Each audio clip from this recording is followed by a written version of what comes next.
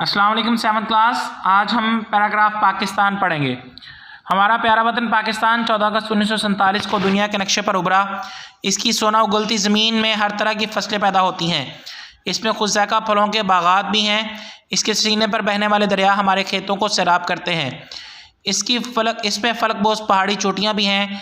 गीत गाती आबशारें उसके हुस्न को चार चांद लगाती हैं। अल्लाह ताला ने हमारे मुल्क को समुंदर से भी नवाजा है। पाकिस्तान की सरजमीन 4 सूबों पर मुश्तमिल है। पंजाब, सिंध, बलूचिस्तान और खैबर पख्तूनख्वा इसके सूबे हैं।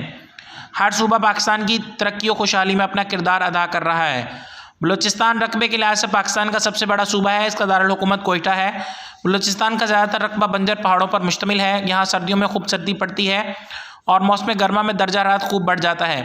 बलूचिस्तान की सरजमीन फलों की पैदावार की निस्बत से मशहूर है। ये सूबा मादनी वसाइल से मालामाल है। यहाँ सुई के मुकाम से कुदरती गैस भी निकलती है। पंजाब 2 लफ्ज़ों पंज और आप से मिलकर बना है। पंज के मानी 5 और आप के मानी पानी के हैं। गोया पंजाब के मानी हुए 5 दरियाओं की सरजमीन। इस सूबे का दारुल हुकूमत लाहौर है, जिसे पाकिस्तान का दिल कहा जाता है। अजीम फ़लसफ़ी शायर डॉक्टर अल्लामा मोहम्मद इकबाल का ताल्लुक भी इसी सूबे से है। पंजाब की ज़मीन नहायत ज़रख़ेज़ है और यहाँ खूब फसलें उगती हैं। अपनी नौइयत के लिहाज से इनफरादियत रखने वाला छांगा मांगा का जंगल और दुनिया की दूसरी बड़ी नमक की कान भी इसी सूबे में है। सिंध को वादी मेहरान भी कहा जाता है। दरियाए सिंध की वजह से इस सूबे को सिंध का नाम दिया गया है।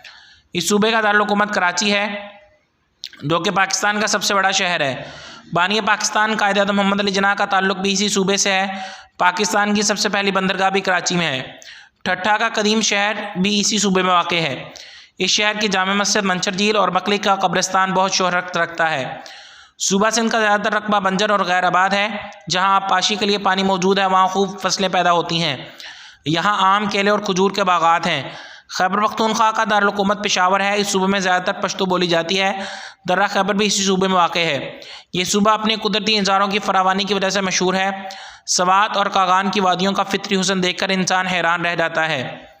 झील सैफुल भी इसी सूबे में वाक़ है। दुनिया भर से सयाह इन इलाकों की सैर करते हैं। कोई किसी सूबे का रहने वाला हो, पाकिस्तान के साथ दिलो जान से मोहब्बत करता है।